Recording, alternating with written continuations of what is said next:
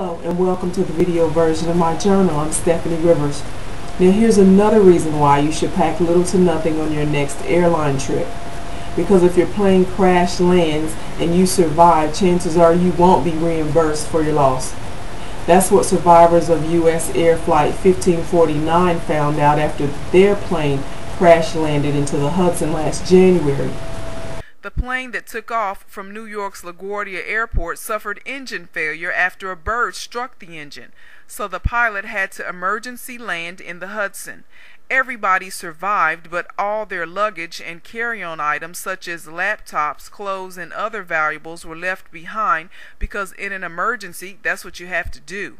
Now U.S. Air's insurance company, American International Group, has refused to pay any claims. If you remember, AIG has been under federal stewardship since last October, but that's not why they refuse to pay. They're refusing to pay because the airline nor its employees were found at fault for the near-death incident. In fact, they're being heralded for saving everybody's life. And since a bird strike is considered an act of nature, well, AIG says no claims will be paid.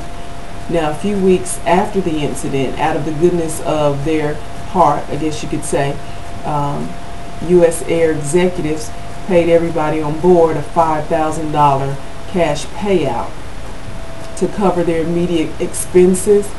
But for some people, that's not enough to cover their losses. Not to mention that some survivors in the crash have therapy sessions or therapy payments that they are claiming that they want to be covered for.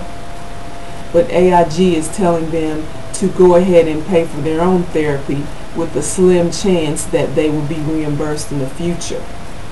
U.S. Air has asked some Flight 1549 passengers to sign an agreement stating that they won't file future lawsuits against the company in exchange for one $10,000 payout. So in the event that a class action suit is filed, those survivors who signed that deal won't be able to be a part of that.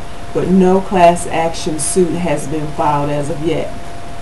Now talk about cutting off your nose to spite your face, because if you have to sue, if those passengers have to sue U.S. Air / AIG, and AIG is under federal stewardship, they'd really be suing themselves and other taxpayers.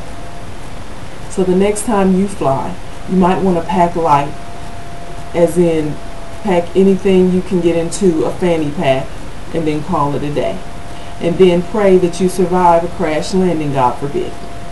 To find out more about this and other things that I care about, go to eurweb.com. Thanks, and have a super day.